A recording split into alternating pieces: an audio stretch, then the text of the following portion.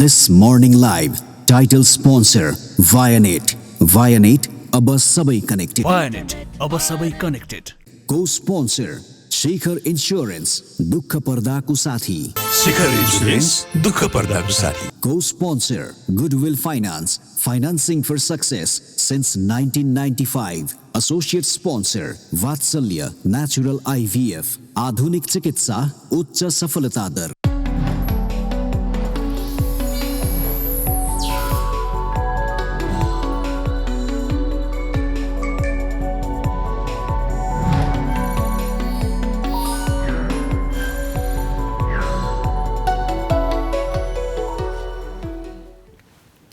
नमस्कार, सुप्रभात, good morning अनि यहाँहरूलाई स्वागत छ वाइनेट प्रेजेन्स दिस मर्निङ लाइभमा. आज 15 गते र सोमबारको दिन मसँग सरिता एउटा छोटो मिठो ब्रेकपछि फेरि आउनुभएको छ. Sarita, how are you? Good morning today. I'm doing good, thank you. र बिहानीको सुरुवात नै एकदम हँसिलो अनुहारबाट सुरु गर्न पाइयो दिन. म त खुसी पनि छु, हँसियोस् होइन. त्यस्तै गरेर तिमीले भने एउटा छोटो मिठो ब्रेक. यो ब्रेकमा चाहिँ सूर्योदय र सूर्यास्त नभन्न पाएको के छुटेको जस्तो भइरहेछ. त्यसैले सुरु गरिहाल्छु है. आजको दिनको सुरुवात बिहान सूर्योदय 6:14 भएर भएको थियो भने सूर्यास्त साँझ 5:19 हुनेछ. त्यस्तै गरेर दिनभरिका लागि पुग्ने सामग्री हामी लिएर आएका छौँ. अब साताको स्टार्टिङ डे भन्ने कि साताको दोस्रो दिन भन्ने, सोमबारको दिन र महिनाकै पनि त ठ्याक्क आदि पनि पुगिसकेछ. तिहारको अब माहौल बनि पनि सकेको छ. कस्तो भइरहेछ तिहारको प्रिपरेसन तिम्रो? तिहारको प्रिपरेसन अब दसैँ भर्खर सकिँदैछ. तिहारको प्रिपरेसन चाहिँ अब आजदेखि सुरु भयो भन्नु पर्ला. र तिमीले भनिहाल्यौ आज फेरि 1 तारिक पनि हो होइन. सो हामीले एउटा महिना सिधायौँ. नोभेम्बरको हामी पहिलो दिनमा पनि गइसकेको छौँ. र यहाँहरूले नोटिस गरिरहनु भयो होला, हामीले कुरा पनि गरेका थियौँ, हिजो पनि कुरा गरेका थियौँ, अस्ति पनि कुरा गरेका थियौँ. चिसो बढ्ने क्रम छ. आज पनि फेरि टेम्परेचरको म मेन्सन गरिहाल्छु, किनभने फेरि 12सम्मको हाराहारीमा भइरहेको थियो. अहिले फेरि 11.4 को हाराहारीमा आएको छ मिनिमम टेम्परेचर भनी. म्याक्सिमम टेम्परेचर आज 22 हुन्छ. अब तपाईँहरूले काठमाडौँमा हुनुहुन्छ भने चाहिँ यसो म पनि बिहान आउँदै ओहो के हो बदलीसहितको दिन हुने हो कि, किनभने क्लाउडी पनि छ बाहिर अहिले हेर्दाखेरि. तर यो क्लाउड चाहिँ अलिकति हेर्दाखेरि तर्साउने खाली क्लाउड मात्र, यो धेरै लामोसम्म बस्ने होइन. तर हल्का अलिअलि बदलीसहितको दिन हुन्छ. तर समग्रमा घमाइलो दिन हुनेछ आज भने चाहिँ यो बादल देखेर चाहिँ नतर्सिनु होला. यो बादल धेरै लामो सिस्टमहरू कुनै पनि होइन, केही पानी पार्ने खाली बादल होइन. यो खालि एउटा पासिङ क्लाउड सिस्टम मात्रै छ अहिले काठमाडौँमा. र सरिता, अब हामी त आजको काम कारबाही सुरु गरौँ. के छ त हाम्रो आजको पहिलो डिस्कसनमा? जब यस्तो ओपन बोर्डर हुन्छ नि देशमा, जहिले पनि बेला बखतमा, चाहे त्यो यो कोरोनाको सङ्क्रमण भएको बेलामा होस् या अन्य कुनै बेलामा पनि ओपन बोर्डरले गर्दाखेरि अलिकति हामीलाई इन्सिक्योर फिल भएको जस्तो भएको पनि छ. अहिले चाहिँ के गरिएको छ भने भारतीय नाकाहरूमा चाहिँ भारतबाट आउने भारतीय नागरिकहरूलाई परिचय पत्र एकदमै अनिवार्य र अलिकति कडा गरिएको छ, ताकि कोही अरू फेक परिचय पत्र लिएर चाहिँ अवैध रूपमा हाम्रो देशमा नछिरौँ भन्ने हिसाबले. आशिष, अब नेपाल भारतको खुला सिमाना करिब 1880 किलोमिटरको लम्बाइको छ.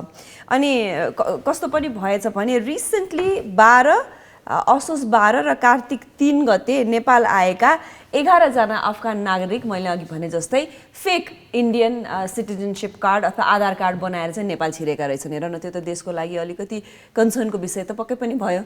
हो, पहिलेदेखि नै नेपालमा भारतका विभिन्न ठाउँहरूबाट विभिन्न देशका शरणार्थीहरू आएको भन्ने पहिलेदेखि नै हामीले सुनिरहेका हौँ.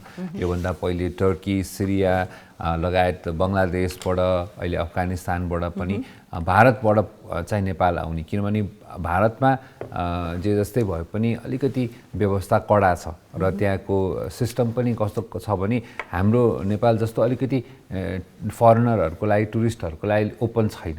किनभने त्यहाँका मानिसहरूले बाहिरबाट आएपछि अलिकति स्क्रुटनाइज गर्छन्, विशेष गरी भारतीय भाषा नबोल्नेहरूलाई. तर हाम्रो देशमा के छ भने हामी सजिलै नै विदेशीहरूलाई हामीले सहज बनाउँछौँ वातावरण. त्यसले गर्दाखेरि सायद पनि होला कि उहाँहरू अहिले झन् फेरि विश्वभरि नै शरणार्थी समस्या भइरहेको बेलामा अफगानिस्तानमा भयो, सिरियामा भयो, टर्कीमा भयो, इराकमा भयो, बङ्गलादेशमा भयो, यो ठाउँमा समस्याहरू भइराख्दाखेरि गर्दाखेरि चाहिँ विभिन्न देशबाट पहिले भारत आउने, भारतबाट अलिकति पैसा खर्च गरेर विभिन्न किसिमका कागजात बनाएर नेपालमा आउने चाहिँ यो पहिलेदेखिको ट्रेन्ड हो। अब यसलाई अलिकति व्यवस्थित बनाउन कोसिस गरिएको छ, यो राम्रो पनि कुरा हो पक्कै पनि। होइन, हामीहरूको जस्तो देशको लागि जहाँ तिमीले भन्यौ नेपालीहरू एकदमै ओपन हार्टेड छन्, त्यो राम्रो कुरा हो। तर अवैध कार्य जब हुन्छ, अब ह्युमन ट्राफिकिङ हुन्छ, जब ती कुराहरूमा चाहिँ हामीले यसलाई सिरियसली लिनु पनि पर्नेछ। र भारतीय सुरक्षा बलले यो परिचय पत्र चेक गर्ने कुरालाई चाहिँ एकदम सिरियसली लिएको छ भने हामीले पनि त्यो कुरालाई सिरियसली इम्प्लिमेन्ट गर्नुपर्छ। कहिलेकाहीँ आफू यदि ती नाकाहरूमा गइएको छ भने यही हो साँच्चीकै यो नाका, यसरी नै हुन्छ एन्ट्री भनेर आफैलाई चित्त नबुझेको जस्तो चाहिँ लाग्छ। अशेष कति खुकुलो, म चाहिँ यही कोभिडको बेलामा पुगेकी थिएँ र हामीले यहाँ एकदम धेरै चेक गरिरहेको भन्दै गर्दा ती नाकाहरूमा अलिकति खुकुलो, यो हामीले देखिरहेको दृश्य पनि हो, टेलिभिजन मार्फत पनि देखाइ पनि रखिन्छ, त्यो चाहिँ अलिकति चित्त नबुझेको भान चाहिँ भएको पनि थियो कि मलाई।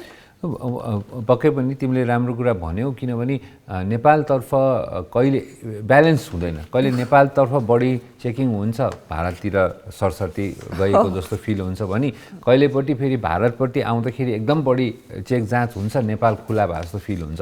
सो एउटा सिस्टम बनाएर दुवै पक्षलाई, नेपाली र भारतीयलाई अप्ठ्यारो हुनु नहुने गरी, किनभने हाम्रो खुला सिमानाको एउटा अन्डरस्ट्यान्डिङ के छ भने दुवै देशका नागरिकहरू जुन हाम्रो एउटा सम्बन्ध छ त्यसको आधारमा चाहिँ खुला सिमानालाई उनीहरूले युटिलाइज गरून् र सामान्य रूपमा आवत जावत गर्न सकुन् भन्ने हो भारत र नेपाली नागरिकलाई। तर त्यसको फाइदा उठाएर अन्य देशबाट मानिसहरू आइदर नेपालबाट भारत अथवा भारतबाट नेपाल चाहिँ नआउ भन्ने चाहिँ मुख्य हामी दुवै देशको मेरो विचारमा सिस्टममा हुनुपर्छ र यो सिस्टम हामीले इम्प्लिमेन्ट गर्न सक्छौँ। आजकल त धेरै टेक्नोलोजीहरू छ, क्यामेराजहरू छ, परिचय पत्रहरू छन्, होइन, यो कुरालाई चाहिँ राम्रोसित इम्प्लिमेन्ट भयो भने हामीलाई लङ टर्ममा फाइदा नै हो। र यो चाहिँ एकअर्का दुई देश बीचको एउटा सौहार्दपूर्ण वातावरणमा अन्डरस्ट्यान्डिङमा हुनु पर्यो, न कि यतातिर परिचय पत्र चेक गर्दाखेरि अर्को देशले ओला हामीलाई किन यिनीहरूले कडा गर्ने भन्ने खालको चाहिँ दुइटैको भान हुनु भएन। यो चाहिँ कहिलेकाहीँ यो फिलिङ्स पनि आएको चाहिँ देखिएको पनि छ के अशेष।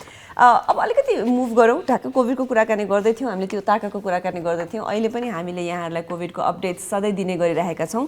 यस्तै गर्दाखेरि अहिलेको रिसेन्ट कोभिड अपडेट यहाँहरूको लागि हामीले स्क्रिनमा राखिदिएका छौँ।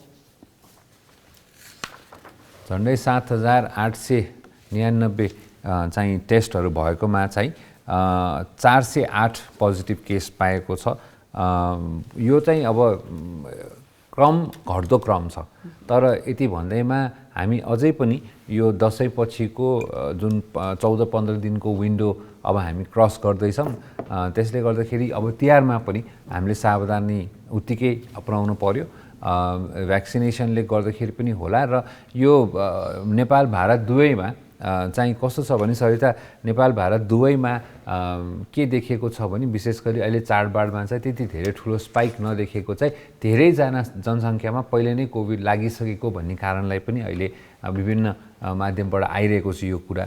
यो राम्रो पनि हो कि किनभने एक किसिमले एउटा जुन हामीले एकताका हर्ड इम्युनिटी भन्ने सुन्थ्यौँ नि, त्यो पनि भइसकेको छ र भ्याक्सिनेसन पनि राम्रोसित सुरु भइसकेको भएर कि त भ्याक्सिनेसन भइसकेको जनसङ्ख्या छ कि लागिसकेको जनसङ्ख्या छ, त्यसले गर्दाखेरि नलागेको जनसङ्ख्याको लागि अहिले राम्रो प्रोटेक्सन दुवैतिरबाट भयो भन्दै। तर यति भन्दैमा फेरि नयाँ पनि लागिसकेका मान्छेहरूलाई पनि लागेको, मैले पनि मेरो पनि आफन्त नजिकैहरूलाई पनि लागिसकेकाहरूलाई पनि फेरि लागेको र खोप लगाइसकेकाहरूलाई लाग्ने क्रम पनि फेरि जारी नै छ। त्यसले गर्दाखेरि लाग्न सक्दैन भन्ने चाहिँ अब चाहिँ सोच्न हुँदै भएन। एकदमै अशेष। र अर्को एउटा कुरा कस्तो भने चाडपर्वको बिचमा हामी नेपालीको कुरा गरौँ है, अहिले अराउन्ड द वर्ल्ड भन्दा पनि कस्तो हुँदो रहेछ, ओहो सङ्क्रमण छ भनेर कि चाहिँ घरमा ढोका लगाएर हामी बाहिरबाट भित्रिएको आलु प्याज पनि धोएर भित्र लाने एउटा स्टेजमा थियौँ भने अहिले अब अलिकति खुला गर्न साथ यो महामारी पनि भएको थियो र भन्ने खालको भान हुन्छ मलाई। अझ स्पेसली तिहार आउँदैछ, तिमी अलिकति बजारहरूतिर गयौ भने तिमीलाई हिँड्नु पनि पर्दैन अशेष, मान्छेको भिडले नै ठेलेर तिमीलाई तिम्रो गन्तव्यमा पुर्याइदिन्छ हेर। अनि यो कन्डिसनमा चाहिँ अलिकति हामी सचेत चाहिँ नभएको हो कि जस्तो लाग्छ। अब हामीले रेट घट्दै छ, हाम्रो एडाप्टेसन बढ्दैछ, भ्याक्सिनेसन्स पनि हुँदैछ भन्दै गर्दा पनि विश्वका कति देशहरूमा अशेष फेरि अहिले एकदमै केसेस बढ्यो, जस्तो सिङ्गापुरमा भनौँ, लन्डनमा भनौँ, नयाँ भेरिएन्ट भनेर आइ पनि छ। त्यही भएर महामारीको बिच त अझै पनि हामी छौँ नि छैनौँ र छ नै पक्कै पनि, र चाइनामा पनि तिमीले छ भने कि छैन भने छ नै Okay, हामी alright. हामी छौँ नै भन्नु पर्यो Okay, होइन alright. छौँ नै हामी र चाइनामा पनि अहिले केसेस बढेको छ सबैजनाको चासोको विषय पनि भएको छ र फेरि पनि अब यो कोभिडको कुरालाई अलिकति थाती लगाउँदाखेरि चाहिँ मुख्य कुरा के भने मैले देखेको र विभिन्न फुटेजहरू काठमाडौँ बाहिरका सहरहरूमा चाहिँ अझै पनि मास्कको प्रयोग चाहिँ एकदमै घटेको छ र स्थानीय निकायलाई फेरि पनि हाम्रो कार्यक्रम मार्फत के विशेष अनुरोध भने यो चाडबाडको बेलामा काठमाडौँ बाहिर चाहिँ अलिकति मास्कलाई चाहिँ इन्फोर्स गराउनै पर्छ पब्लिक ठाउँहरूमा यो चाहिँ तपाईँहरूले हेरिदिनु होला किनभने बाहिरको फुटेज तिमीले हेर्छौ भने मन्दिरहरूमा चाहिँ एकदमै धेरै मानिसहरूले मास्क चाहिँ लगाउँदै नलागेको मैले देखेको छु एकदमै भिजुअली त्यो चाहिँ अशिष ठिक कुरा भन्यो कहिलेकाहीँ कस्तो हुँदो रहेछ भने हामीले बुझेर गर्नुपर्ने कुराहरू पनि नीति र इन्फोर्समेन्ट भयो भने चाहिँ हामीले सजिलैले गर्छौँ हामीले हामीलाई चाहिँ यो सङ्क्रमणबाट बचाउनु पर्छ है भन्नुभन्दा पनि मास्क लगाएन भने पुलिसले समात्छ भनेर हामी मास्क लगाउँछौँ तर पनि जसरी होस् रिजल्ट त एउटै नै आउँछ यदि ल इन्फोर्स गर्नुपर्छ भने गर्नु पनि पर्यो भन्दै फेरि विभिन्न खबरहरू लिएर हामी आउने नै छौँ अहिलेलाई पनि समय भएको छ एउटा छोटो ब्रेकको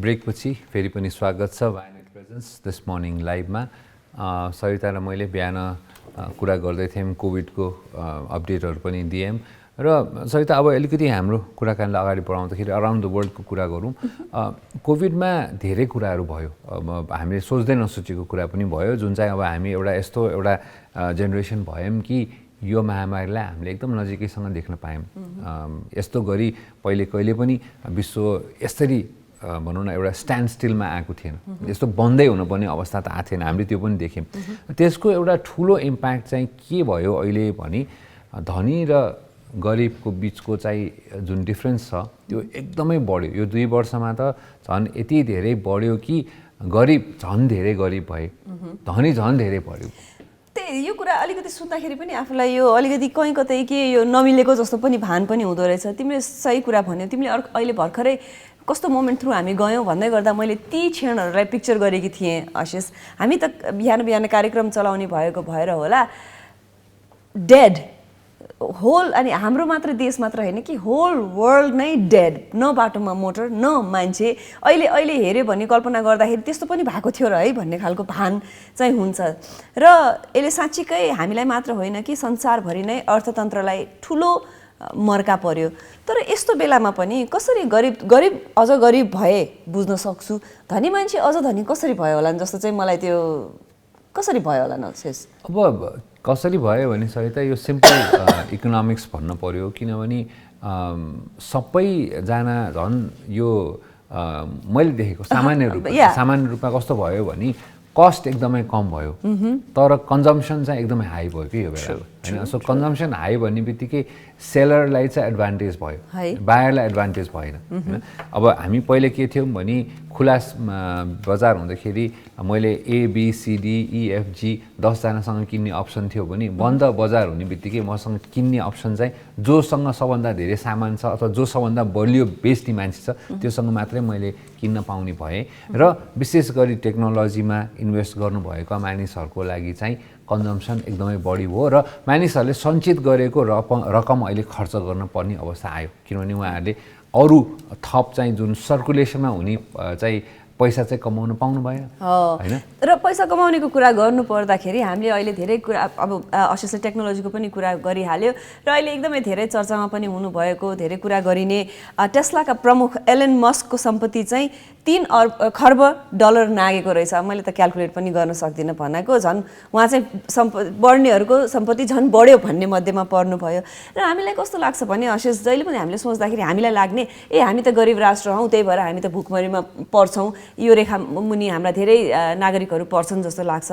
तर विश्वका 116वटा मुलुकहरू चाहिँ गरिबीको रेखा मुनि पर्दो रहेछ यो कुरा चाहिँ हामीलाई धनी देशहरू पनि जस्तै हाम्रो छिमेकी राष्ट्र भारत भनौँ न अहिले ग्रोइङ उसमा सबैभन्दा बढी चाइना र इन्डियामा पर्छ भने भुखमरीको सूचीमा पनि उहाँहरू त नम्बर माथि नै पर्दो रहेछ यो चाहिँ हामीलाई धनी राष्ट्रहरू चाहिँ त्यस्तो हुँदैन होला भन्ने भान हुन्छ नि त्यो चाहिँ होइन रहेछ कि है धनी राष्ट्रहरूको र गरिब राष्ट्रको चाहिँ के छ भने पहिल्यैदेखिकै एउटा सेट भइसकेको छ।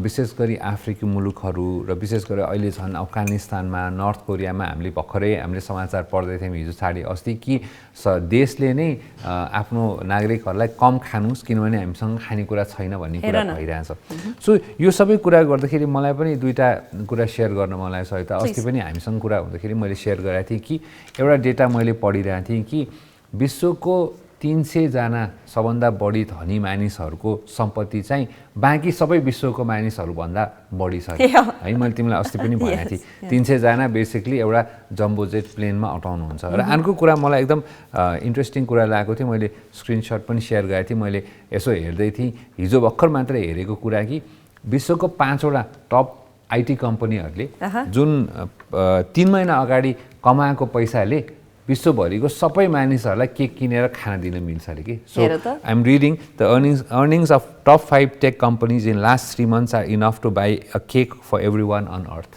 हेर त। सो यो 3 महिनाको डेटा मात्रै हो।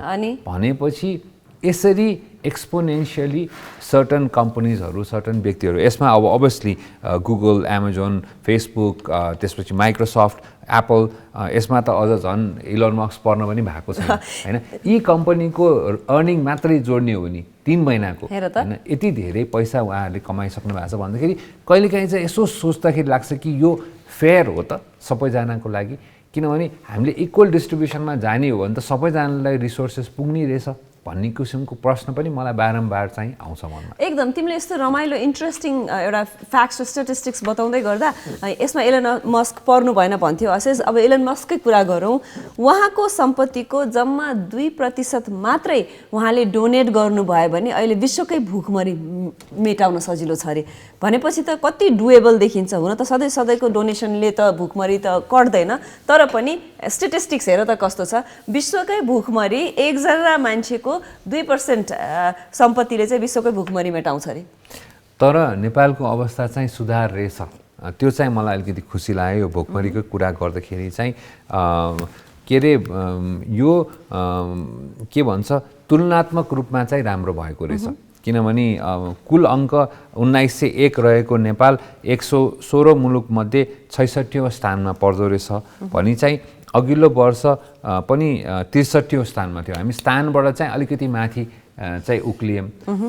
तर यो कुरा भन्दै जाँदाखेरि हामीले अझै पनि यो समस्या आउँदो दिनमा यो फेस गर्न पर्छ र यो अझै बढ्ने भन्ने कुरामा चाहिँ हामी आश्वस्त हौँ।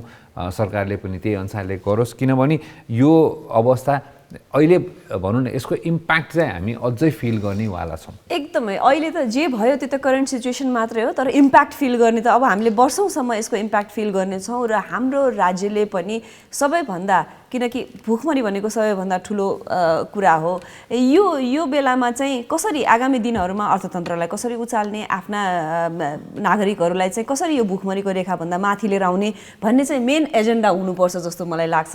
आशा गरौँ कि राज्यले यी कुराहरूलाई मेन पोइन्ट्सहरूमा राखेको पनि छ। र भुखमरीकै कुरा गर्दाखेरि अशेष बेलारुस सबैभन्दा कम न्यून भुखमरीको रेखामा पर्ने र बङ्गलादेश सोमालिया चाहिँ सबैभन्दा धेरै भुखमरीकोमा पर्ने जनताहरू भएका दुईटा देशहरू रहेछन्। आज यही कुरा अराउन्ड द वर्ल्ड भन्दै गर्दा हामीसँग पनि रिलेटेड केही अराउन्ड द वर्ल्ड न्युजहरू छन्। अब सरिता हामीले कुरा गर्दाखेरि अहिले संसारमा एउटा एकदम इम्पोर्टेन्ट चाहिँ समिट हुन लागेको छ स्कटल्यान्डको ग्लासगोमा COP26। यो चाहिँ UN क्लाइमेट कन्फरेन्स एकदमै महत्त्वपूर्ण क्लाइमेट कन्फरेन्स हुन गइरहेको छ। हाम्रो प्रधानमन्त्री शेरबहादुर देउवा पनि आफ्नो डेलिगेसन्स लिएर जानु भइसकेको छ यो कन्फरेन्स अटेन्ड गर्नलाई। झन्डै 200 जति देशको पार्टिसिपेसनमा 25,000 भन्दा बढी डेलिगेट्सहरूको पार्टिसिपेसनमा यो ठुलो कन्फरेन्स हुन गइरहेको छ। यो पनि हाम्रो लागि एकदम महत्त्वपूर्ण हो, किनभने अहिले जलवायु परिवर्तन यो एउटा ठुलो मुद्दा भएको छ। विशेष गरी हामीले कुरा गर्दाखेरि रिसोर्सेसको हामीसँग कमी छ। संसारमा अहिले हामी ठुलो क्राइसिसबाट गइरहेको छौँ। हाम्रा विभिन्न समस्याहरूमा चाहिँ भोकमारीमा पनि अब जलवायु परिवर्तन जोडिएको छ, बाढी भइरहेछ, के भन्छ सुक्खा परिरहेको छ। यसले गर्दाखेरि चाहिँ हामी विश्व अहिले एकदमै राम्रो स्थितिमा पक्कै पनि छैन। I think it is one of the unhealthiest earth that we are living at अहिले? अभियसली विश्वको कुरादेखि अहिले नै पनि हामीले हाम्रै देशको कुरा गर्नुपर्दा हेर यस्तो बेमौसमी पानी पर्यो कि कसैले सोचेको पनि थिएन। बाली नालीको क्षतिदेखि लिएर इभन ट्रेकिङ जानुहुने, कसैले प्लान बनाउनु हुने सबैले दुःख पाउनु भयो। यो के हो त भन्दाखेरि रिजन यही नै थियो। र आशिष यो चाहिँ 2015 सालमा फ्रान्समा पहिलोचोटि सम्झौता भएको थियो कि विश्वको तापमान चाहिँ 105 डिग्री सेल्सियस भन्दा माथि जान नदिने भनी सम्झौता भएको थियो। तर आजको दिनसम्म आइपुग्दा चाहिँ त्यो अलमोस्ट बढेर दोब्बर हुने जस्तो चाहिँ कुरा आएको रहेछ र यी कुरालाई फोकस गर्नको लागि फेरि पनि यो सम्मेलन गरिएको छ। र शेरबहादुर उहाँ चाहिँ अटेन्ड गर्न जाँदै हुनुहुन्छ। तर अब नेपालको चाहिँ पहिलेदेखि नै कस्तो छ भने अनफर्चुनेटली हामी चाहिँ एउटा बिहामा जन्ती खानागा जस्तो गरेर यस्तो कन्फरेन्सहरूमा हाम्रो जाने चलन छ। हाम्रो एक्टिभ पार्टिसिपेसन खासै हुँदैन। मैले उहाँलाई नराम्रो हिसाबले भन्नु खोजेँ होइन, के भने इट्स जस्ट अ फर्मालिटी के छ त, जस्तो सबैजना गयौँ, फ्यामिलीको मेम्बर गयौँ, खानासाना खायौँ, आयोलो गऱ्यौँ, आयो भन्ने किसिमको मात्रै हो। तर म चाहिँ के देख्छु भने नेपाल एउटा एकदमै महत्त्वपूर्ण मुलुक हो, दुईटा ठुलो देशको बिचमा भएको भएर चाहिँ हामीले यस्तो बेलामा अलिकति एक्टिभ पार्टिसिपेसन र केही नयाँ कुरा टेबलमा लिएर जान सक्यो भने चाहिँ विश्वले हामीलाई हेर्छ भने यही हो बेला हामीले देखाउने चाहिँ। किनभने तिमीले भनिहाल्यौ विश्वको सबभन्दा ठुलो हिमाल हाम्रो देशमा छ र हामीले एउटा ठुलो क्लाइमेट क्राइसिस चाहिँ नेपालले पनि अहिले भोगिरहेको छ विदाउट एनी फल्ट होइन। इन्डिया र चाइना ठुलो कार्बन एमिसन गर्ने देशहरू बिचमा बसेर सो यस्तो बेलामा हामीले अलिकति केही नयाँ कुराहरू, नयाँ इनोभेसन्सहरू लिएर जाने हो भने विश्वले पनि हामीलाई हेर्ने छ। तर हेरौँ यसपालि के हुन्छ, यसबाट आउटकम चाहिँ धेरै आशा गरिएको छ र यो इम्पोर्टेन्ट पनि हो होइन। यही कुरा आशिष, यही कुरा चाहिँ पहिले प्लानिङ यसरी विश्वका 120 राष्ट्र प्रमुखहरू भएको बेलामा हामी जाँदाखेरि चाहिँ हाम्रो त्यहाँ कस्तो हुन्छ त हाम्रो प्रेजेन्टेसन, के कुराहरूमा हामीले फोकस गर्छौँ भन्ने प्लानिङ आशा गरौँ अगाडि नै भएको होस्। र अभियसली हाम्रो राष्ट्र प्रमुखै त्यसरी जाँदाखेरि चाहिँ प्रधानमन्त्रीज्यू नै त्यसरी जाँदाखेरि त फर्केर आउँदाखेरि के कुरा आउँछ त भनेर हरेकले कुरेर त बसेका नै छौँ आशिष। पक्कै पनि। र अब हामी ह्यापनिङ टुडे पनि कुरा गरौँ, बिस्तारै समाचारको पनि समय भइसकेको छ। आज चाहिँ इन्ट्रेस्टिङ डे रहेछ सरिता, आज वर्ल्ड भिगन डे है। हामीले भेजिटेरियन भन्ने त हामी सबैजनाले बुझ्छौँ जान्छौँ, सजिलैसँग हुन्छ। अहिले रिसेन्टली आएको कल्चर चाहिँ भिगनिजम अथवा भिगन कल्चर पनि आएको छ। तिमी त पक्कै पनि भिगन होइन, हुन पनि गाह्रै छ। हामीले एकताका भेजिटेरियन हुन चाहिँ कोसिस गरेका थियौँ, तर बिचैमा हामी अल्मलियम भिगन भनेपछि कुनै पनि जनावरबाट आउने चाहिँ सामानहरू प्रयोग नगर्ने कल्चरलाई चाहिँ भिगनिजम भनिन्छ। नखाने मात्र होइन कि जस्तै छालाका वस्तुहरू नलगाउने, केही पनि चिजहरू युजुअली चाहिँ अब तिमी त होइनौ होला, हुन पनि गाह्रो छ भनेर भन्यो। भन्नको मतलब मैले बुझिनँ। तर मेरा साथीहरू धेरै छन्, अलिकति असहज पनि देख्छु मैले एभ्रिडे उसमा भिगन हुन त उहाँहरूले गरि नै राख्नुभएका छौ। जन्मेदेखिकै भिगन हुने साथीहरू पनि हुनुहुन्छ। फेरि पनि कज एकदमै राम्रो पनि छ, सबैजना समान हुन् भनेर हो। तर फेरि लाइफ छ, लाइफ भएको चिज खाँदिनँ भन्दै गर्दा प्लान्ट्सहरूको पनि लाइफ छ। यो we can talk about it, एउटा डिफ्रेन्ट टपिकै बनाएर असेस। तर पनि आज नोभेम्बर 1 को दिनलाई चाहिँ वर्ल्ड भिगन डे मनाइन्छ र सम्पूर्ण भिगन साथीहरूलाई शुभकामना। यति भन्दै अब हामी बिस्तारै समाचारतिर पनि लागौँ। तर त्योभन्दा पहिले आज समाचार पछि हामीसँग एकजना महत्त्वपूर्ण अतिथि हुनुहुन्छ। अहिले भइरहेको यो न्यायपालिकाको विभिन्न कन्ट्रोभर्सिजहरूको बारेमा डिस्कसन गर्नलाई यसलाई अलिकति हामी पनि क्ल्यारिफाई हुनलाई चाहिँ हामीले अधिवक्ता ओम प्रकाश अर्याललाई हामीले कार्यक्रममा निम्ताएका छौँ। 7:30 बजेपछि उहाँ हामीसँग डिस्कसनमा आउनुहुन्छ। उहाँलाई पनि हेर्न सुन्न यो बारेमा विषयमा जान्न इन्ट्रेस्टेड हुनुहुन्छ भने 7:30 बजे पक्कै पनि हेर्नु होला। त्यो त भयो 7:30 बजेको कुरा। तर अहिलेलाई भने ग्यालेक्सी न्युजको समय भएको छ। आज हामीसँग ग्यालेक्सी न्युजमा विष्णु ढुङ्गानाजी हुनुहुन्छ। न्युजपछि फेरि फर्केर असोसले भनेअनुसार हाम्रा अतिथि ओम प्रकाश अर्यालज्यूलाई लिएर हामी आउने नै छौँ। अहिलेलाई भने ग्यालेक्सी न्युज।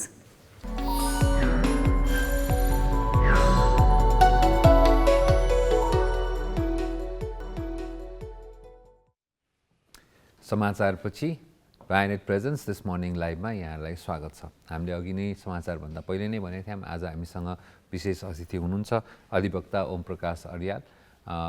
उहाँलाई हामीले बोलायौँ सरिता र के छ त उहाँलाई यस्तो छ, उहाँ हामीसमाझ आइसक्नु भएको छ। तर अलिकति सरप्राइज राखौँ हामीले पनि।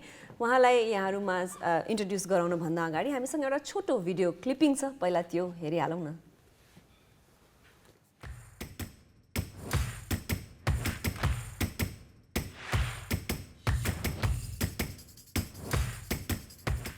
विक्रम सम्वत 2034 सालमा गुल्मीमा जन्मिएका ओम प्रकाश अर्याल नेपालका उदीयमान अधिवक्ता हुनुहुन्छ। कानुन र राजनीति शास्त्रमा स्नातकोत्तर गरेका अर्याल 23 वर्षदेखि निरन्तर संस्कार र प्रणालीको पक्षमा वकालत गरिरहनु भएको छ। अख्तियार दुरुपयोग अनुसन्धान आयोगको प्रमुख बनेका लोकमान सिंह कार्कीको बहिर्गमनका लागि अर्यालले दायर गरेको रिट नै कारक बन्यो। मेडिकल शिक्षा सुधारका लागि डाक्टर गोविन्द केसीले थालेको अभियान होस् वा असंवैधानिक ढंगले गरिएको प्रतिनिधि सभा विघटन विरुद्धको आन्दोलन, अर्याल सधैँ प्रणालीसँगै नैतिकताको पक्षमा उभिनु भएको छ। अहिले न्यायपालिकाको सर्वोच्च निकाय सर्वोच्च अदालत भित्रको विवाद चर्किदो छ। पदीय मर्यादा कायम राख्न नसकेको आरोप लगाउँदै प्रधान न्यायाधीश चोलेन्द्र शमशेर जबराको राजीनामाको माग जोडतोडले उठिरहेको छ। प्रधान न्यायाधीश जबराको राजीनामा माग गर्ने मध्येका एक अधिवक्ता ओम प्रकाश अर्याल आजको हाम्रो अतिथि हुनुहुन्छ।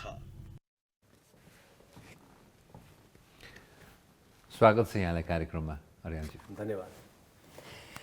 अब अहिले म त प्रश्न राखि पनि हाल्छु, छोटो समय छ हामीलाई सोध्नुपर्ने धेरै कुराहरू। अहिले हामी समाचार हेरौँ या अरू कुनै अनलाइन मेसेजेसहरू, सर्वोच्च अदालतमा भएका प्रोटेस्टहरू, यी खबरहरूले माहौल तताएको पनि छ। यहाँ त भित्र हुनुहुन्छ, खास भएको के हो र अहिले के भइरहेको छ त्यहाँ? भएको चाहिँ अहिलेको न्यायालयको प्रमुखले चाहिँ विकृति विसङ्गति रोक्नुपर्नेमा त्यसैलाई बढावा दिनुभयो भन्ने एउटा निष्कर्ष निस्कियो। यो चाहिँ हामीले भन्दै त आएको हो, तर पछिल्लो समय एउटा प्रतिवेदनले नै स्वयं सर्वोच्च अदालतले गठन गरेको समितिको प्रतिवेदनले त्यो कुरा भन्यो र त्यसको चाहिँ अन्तर्यमा प्रधान न्यायाधीश नै यसको लागि जिम्मेदार हुनुहुन्छ। र प्रधान न्यायाधीश ठिक हुने हो भने जुडिसियरीको 80% चाहिँ सुव्यवस्था हुन्छ, सुशासन चाहिँ को प्रत्याभूति हुनसक्छ भन्ने कुरा नै त्यहाँ लेखियो। अब यो निष्कर्षको आधारमा हेर्दाखेरि प्रधान न्यायाधीश त्यहाँ रहँदाखेरिको अवस्थामा विकृतिहरू थपिन जान्छन्। त्यसकारणले कम्तीमा पनि हानि न्यूनीकरणको लागि भए पनि उहाँलाई चाहिँ त्यो पदमा रहन दिनुहुन्न भन्ने यो अब लिगल फेटर्निटीको कुरा र अरू अब सिभिल सोसाइटी, अब मिडिया लगायतले चाहिँ उहाँलाई राजीनामा दिनको लागि एउटा सद्भावपूर्ण सुझाव दिएको, आग्रह गरेको हो, तर त्यो उहाँले मानिरहनु भएको छैन। न्याय सम्पादनमा अवरोध आएको छ अहिले, अवरुद्ध छ अहिले, खास गरेर सर्वोच्च अदालतमा। अब न्याय सम्पादन भइ नै हाल्यो भने पनि फेरि त्यो न्याय चाहिँ शङ्काको घेरामा छ। हामीलाई फैसला मात्रै चाहिएको होइन, हामीलाई फैसलाभित्र न्याय चाहिन्छ भनेर भनिएको हो।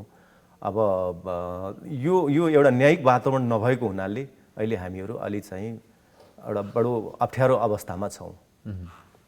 अब तपाईँले अवस्था त भनिहाल्नुभयो। अब यसको यो पहिलोचोटि हो कि यसरी तपाईँहरू भनौँ न प्रत्यक्ष विरोधमा लाग्न परेको यो पहिलोपटक हो? बार एसोसिएसन र यो सर्वोच्चभित्र पनि यो जुन किसिमको विरोध भयो यो पहिलोपटक हो? यो तहको विरोध चाहिँ पहिलोपटक नै हो। वकिलहरूले प्रधान न्यायाधीश सिटिङ चिफ जस्टिसको सम्बन्धमा यो तहको चाहिँ अवज्ञा आन्दोलन गरेको चाहिँ पहिलोपटक नै हो। उनलाई प्रधान न्यायाधीशहरू चाहिँ पहिलाका पनि कतिपय विवादमा पर्नु भएको थियो। अब गोपाल पराजुली श्रीमानको पनि सडकबाटै उहाँको पनि राजीनामा मागेको हो। त्यतिखेर कानुन व्यवसायी भन्दा पनि नागरिक समाज अगाडि आएको थियो। अब 62-63 को जनआन्दोलनको क्रममा त्यतिखेरका प्रधान न्यायाधीशहरू अब हरिप्रसाद शर्मा, त्यसपछि दिलीप पौडेलहरूको पनि चाहिँ त्यतिखेर एक किसिमको चाहिँ अलिअलि अवज्ञा, खास गरेर दिलीप पौडेलको सम्बन्धमा बारको नेतृत्वले चाहिँ गरेको थियो। तर चाहिँ त्यो यो तहको चाहिँ थिएन, यो तहको चाहिँ पहिलोचोटि नै भएको हो। सरस्वती बुझ्दाखेरि आम नागरिकले त्यसरी चिफ जस्टिसको जस्तो पोजिसनको लागि जुन हिसाबले नियुक्त भएर जानुहुन्छ, केपेबल हुनुहुन्न अथवा उहाँले गरेका चिजहरू रङ छन् अथवा नेतृत्व उहाँले गर्नुहुन्न भन्ने कुरा पहिला नै भएर जानुपर्ने र गइसकेपछि यो जुन हिसाबको प्रोटेस्ट हुनुभन्दा त्यो अलि अगाडि नै हुनुपर्ने होइन र? तपाईँले ठिक कुरा उठाउनु भयो। यस्तो कुराहरू सुरुमै गर्नुपर्ने कुराहरू हो। अब उहाँको चाहिँ ट्र्याक रेकर्डमा समस्या थियो। ट्र्याक रेकर्डमा समस्या हुँदाहुँदै पनि उहाँलाई सुरुमा तत्कालीन पुनरावेदन अदालतको न्यायाधीश बनाइयो, त्यो चाहिँ 51 सालमै। त्यसपछि उहाँलाई थाई न्यायाधीश बनाइयो पुनरावेदन अदालतकै। लामो समय पछि मात्रै। त्यसपछि उहाँ सर्वोच्चमै आउनुभयो, सर्वोच्चमा पनि ल्याउन मिल्दैन, उहाँको ट्र्याक रेकर्ड राम्रो छैन है, उहाँ न्यायिक आचरणबाट विचलित भएको मान्छे हो। त्यतिखेर भनियो त्यो कुराहरू, त्यति हुँदाहुँदै पनि ल्याइयो। अब हुँदाहुँदा उहाँलाई चाहिँ प्रधान न्यायाधीश बनाइयो। प्रधान न्यायाधीश पनि उहाँभन्दा सिनियर मान्छेलाई नबनाएर उहाँलाई बनाइयो, दीपक राज जोशीलाई नबनाएर उहाँलाई बनाइयो। अब यो हरेक चाहिँ उहाँको नियुक्तिमा विवाद चाहिँ उठ्ने गरेको छ। अब त्यतिखेर एक हदको हाम्रो रुल अफ लले एक हदको चाहिँ कठोरता माग गर्छ। अब हामीले अनुहार हेरेर कसैलाई दयामाया गरेर हुँदैन कि, हामी त उहाँलाई दयामाया गर्दा उहाँलाई छुट दिँदाखेरि राष्ट्र चाहिँ भिक्टिम नहोस्, नेपाली जनता भिक्टिम नहोस्, यहाँको न्याय प्रणाली भिक्टिम नहोस् भन्ने हिसाबले सोचेर चाहिँ राष्ट्रिय हितको अगाडि एउटा व्यक्ति को चाहिँ मुख हेर्नुहुन्न भनेर निष्कर्ष निकाल्नु पर्थ्यो। त्यो गरे भए योभन्दा उहाँको नियुक्तिको कारणले जुन चाहिँ उपक्रमको रूपमा विकृति विसङ्गतिहरू आए यो कुनै पनि हामीले देख्नु नपर्ने हुन सक्थ्यो होला। अब त्यतिखेर चाहिँ जुन ट्र्याक रेकर्ड हेरेर उहाँलाई एउटा भेटिङ गर्नुपर्ने थियो, भेटिङ चाहिँ नगरेको कारणले भएको हो। यो त खालि उहाँको सम्बन्धमा मात्रै होइन कि अरूको सम्बन्धमा पनि यही लागू हुन्छ। हजुर, अब यसैमा मलाई त्यो तपाईँले भन्दै जाँदाखेरि अर्को मलाई प्रश्न के आयो भनेपछि त यो फिल्टरेसनमै समस्या रहेछ। व्यक्तिगत रूपमा दुईटै भनौँ न हालसालैका दुईटै व्यक्तिहरू प्रधान न्यायाधीशका व्यक्तिगत रूपमा चाहिँ उहाँहरू विवादमा आउनुभयो भनेपछि यसरी व्यक्तिगत रूपमा विवादमा आउनु भने मतलब हाम्रो त्यो फिल्टर गर्ने मेकानिजम अथवा त्यसलाई भनौँ न राम्रो मान्छेलाई ल्याउने मेकानिजमैमा खराबी रहेछ भनेपछि भोलि यही कुरा फेरि रिपिट नहोला भन्ने चाहिँ कसरी इन्स्योर गर्न सकेला त? हजुर, मेकानिजममा पनि हो। अब कसैले चाहिँ मेकानिजममै यो अहिलेको पद्धतिमा नियुक्ति पद्धतिमै त्रुटि भएको कारणले यसो भयो भन्ने पनि निष्कर्ष छ, यी पनि प्रतिवेदनले भन्छन्। तर मलाई के लाग्छ भने त्यो पनि एउटा कारण त हो, तर त्यति मात्रै कारण होइन कि मूलत अब त्यो यही पद्धतिमा पनि त्यहाँ गएर राजनीतिक हिसाबले पेनिट्रेसन गर्नको लागि पठाएको होइन। चाहे त्यो कार्यपालिकाले नै पठाएको होस् अथवा कुनै पार्टीसँग नजिक भएर कोही मान्छे नियुक्त भएको होस्, त्यो पदमा गइसकेपछि एउटा डिट्याच हुनुपर्ने र चाहिँ उसको आफ्नो जिम्मेदारी जे हो त्यो अनुसार गर्नुपर्ने एउटा स्वच्छता, जुन एउटा स्वच्छताको माग गर्छ खास गरेर यो न्याय पद्धतिमा। एउटा स्वच्छता भएन भनेदेखि किन भन्दा कहिलेकाहीँ राम्रै काम गरेको छ भने पनि स्वच्छतापूर्वक गरेन भनेदेखि त्यसको परिणाम मात्रै हेरिँदैन कि उसको स्वच्छता नभएपछि त्यसले वैधता पाउँदैन। 2-2-4 हुन्छ भन्ने कुरा त थाहा छ नि, तर त्यही 2-2-4 भनिदियो भनेर कुनै न्यायाधीशलाई कोही नेताले फोन गरेर रहेछ, कोही व्यापारीले झगडियाले फोन गरेर रहेछ भनेदेखि त्यहाँ स्वच्छता त भएन नि त हो। त्यस कारणले त्यतिखेर न्यायिक वातावरण धमिलिन्छ होइन हो। अब यो कुरा त्यस कारणले पद्धतिमा त त्रुटि छ, त्यहाँ केही राजनीतिक मान्छेहरू छन्, तर राजनीतिक मान्छेहरू त्यहाँ गएर राजनीतिक चरित्र नै देखाउनुपर्छ न्याय परिषदमा अथवा संवैधानिक परिषदमा भन्ने होइन।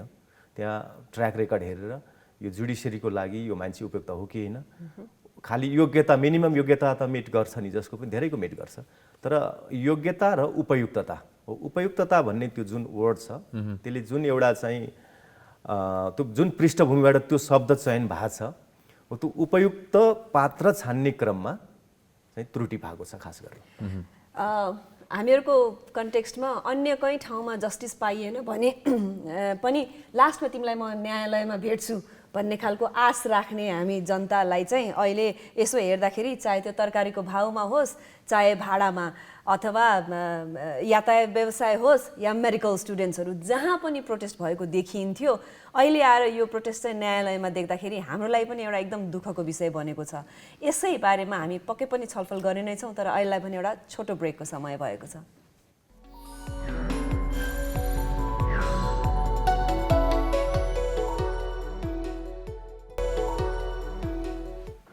ब्रेकपछि यहाँलाई फेरि पनि स्वागत छ। हामी आज हाम्रो कार्यक्रममा अधिवक्ता ओम प्रकाश अर्यालज्यूसँग कुराकानी गरिरहेछौँ। अब कुराकानी त अहिलेको यो न्यायालयको विवाद सम्बन्धी नै हो। अर्यालजी, अर्को एउटा कुरा यसमा थपियो अथवा आयो अहिले आएर भने यो चाहिँ अब जस्तो जुन अन्य 4 जना न्यायाधीशले पनि राजीनामा दिन पर्ने कुरा र विशेष गरी यो संसद विघटनको कुरा पनि यसमा जोडियो भन्दाखेरि राजनीति त धेरै पहिल्यैदेखि नै अलिकति हावी नै देखिएको छ। अब यो दुईटै कुरालाई अथवा यसलाई जोडेर अथवा छुट्याएर हामीले कसरी हेर्ने, कसरी बुझ्ने? पहिलो कुरा यो चाहिँ पोइजनिङ द वेल, अब सबैलाई चाहिँ विषाक्त बनाउने कुरा, एउटा त्यसलाई त्यो पुरै कुवालाई नै विषाक्त बनाउने कुरा, यो आफैमा राजनीतिक भन्दा पनि अराजनीतिक कुरा भयो। किन भन्दा 5 जनालाई जसरी अहिले भनियो भागभण्डा लिएको भनेर प्रश्न कसलाई उठेको भन्दा चोलेन्द्र शमशेर जबरालाई, न्यायिक विचलन भयो भनेर कसलाई भनिएको चोलेन्द्र शमशेर जबरालाई, न्यायमा अवरोध गर्नुभयो, उहाँले केही मुद्दाको सुनवाई नै रोकिदिनु भएको छ। विकृति विसङ्गति भ्रष्टाचारसम्मका कुराहरू, सेटिङ बेन्च सपिङका कुराहरू आरोप कसलाई लागेको प्रधान न्यायाधीशलाई लागेको, उहाँसँग बेन्च सेयरिङ गर्दा अप्ठ्यारो कसलाई परिरहेछ अरू न्यायाधीशलाई, उहाँले कहाँ सेटिङ गर्नुभयो भन्छ होइन, बाहिर आउँछ नि कुराहरू, त्यो बेन्चमा उहाँसँगै बसेर निर्णय दिनुपर्ने हुन्छ, त्यतिखेर दुईटैलाई आरोप लाग्छ। अथवा उहाँले बेन्च तोक्नुहुन्छ, एउटा निश्चित परिणाम इच्छित परिणाम चाहिँ को अपेक्षा गरेर तोक्नुहुन्छ, त्यो अनुसारको फैसला आउँछ, लाभ कोले लिन्छ पर्दा पछाडिबाट, तर त्यहाँ दोष कसलाई लाग्छ अरू सहकर्मी न्यायाधीशलाई पनि लाग्छ, वकिललाई पनि लाग्छ, पक्षले अन्याय बेहोर्छन् झगडियाले, यो खालको अवस्था छ। दोष चाहिँ अहिले प्रधान न्यायाधीशको हो होइन, पहिला उहाँको बारेमा निर्क्युल गरौँ न, तर अहिले चाहिँ अरूलाई पनि मुस्ने कुरा भयो। त्यो चाहिँ 5 जनाले फैसला गरेर उहाँहरूले चाहिँ त्यो मन्त्री पाएको त होइन नि, संवैधानिक नियुक्ति उहाँलाई भागभण्डा दिएको त होइन। भनेपछि अहिले जसरी 5 जनालाई चाहिँ महाभियोग लाउनुपर्छ अथवा राजीनामा गर्न लगाउनुपर्छ भनियो नि, यसले चाहिँ यो अलि बढी नै यसले हामीलाई चाहिँ असहज परिस्थितिमा चाहिँ पुर्यायो। खास गरेर यो खालको डिबेटले, यो अस्वस्थ डिबेट हो यो अहिले जुन प्रधान न्यायाधीशको बहिर्गीकरणको लागि चाहिँ जुन विरोध भइरहेको छ, यो अब मानौँ कि उहाँले राजीनामा दिनुभयो भने सल्भ भयो इस्यु, एउटा कुरा, र अर्को कुरा चाहिँ उहाँले के गर्नुहुन्छ होला जस्तो लाग्छ यहाँहरूलाई अजम्सन? राजीनामा दिनुभयो भने के छ भने हानि न्यूनीकरण हुन्छ, हानि बढ्दै गइरहेको छ। आज पनि कार्य सम्पादन त ठप्प छ नि अहिले, कार्य सम्पादन सुचारू नै भयो भने पनि शङ्का त यथावत रहन्छ नि।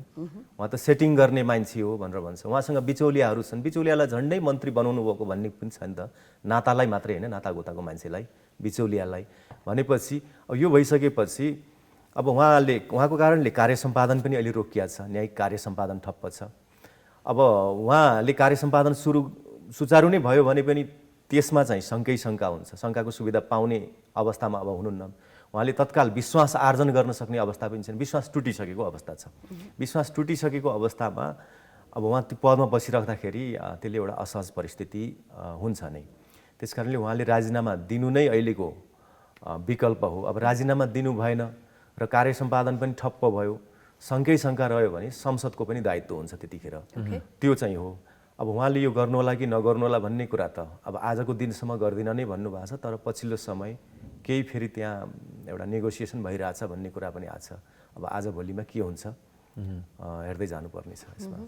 अब यसबिचमा छलफलको कुराहरू पनि आएको छ, केही परिस्थितिलाई सहज बनाउने पनि कुरा भएको छ, तर अब हामीले फेरि पनि बुझ्दाखेरि आम नागरिकले महाअभियोग लगाइने प्रक्रियामा गयो भने चाहिँ के हुनसक्छ त? महाअभियोगलाई कसरी बुझ्ने? प्रधान न्यायाधीशको महाअभियोग पहिले पनि कुरा हामीले उठेको हो, यो परिस्थितिमा महाअभियोगको कसरी कारबाही अगाडि बढिन्छ?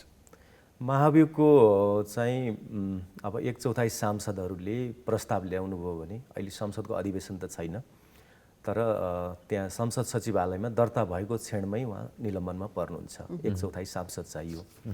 अब त्यसपछि त अरू प्रक्रिया छ, त्यहाँ महाभियोग समिति हुनुपर्छ, समिति गठन गरेका छैन, त्यो प्रक्रियाबाट गएर अनि चाहिँ उहाँमाथि छानबिन हुन्छ, उहाँले पनि आफ्नो सफाइको मौका पाउनुहुन्छ। अनि 2/3ले पारित गर्यो भने, तल्लो सदनको 2/3ले पारित गर्यो भने उहाँ चाहिँ पदमुक्त हुनुहुन्छ र उहाँको पेन्सनहरू सबै खोसिन्छ। त्यसपछि उहाँलाई फेरि महाभियोगमा त खराब आचरण पनि देखिन सक्छ नि, त्यो पुष्टि भयो भने उहाँलाई अरू मुद्दा पनि लाग्न सक्छन्, भ्रष्टाचारका मुद्दा पनि लाग्न सक्छन्, एउटा त्यो प्रक्रिया छ।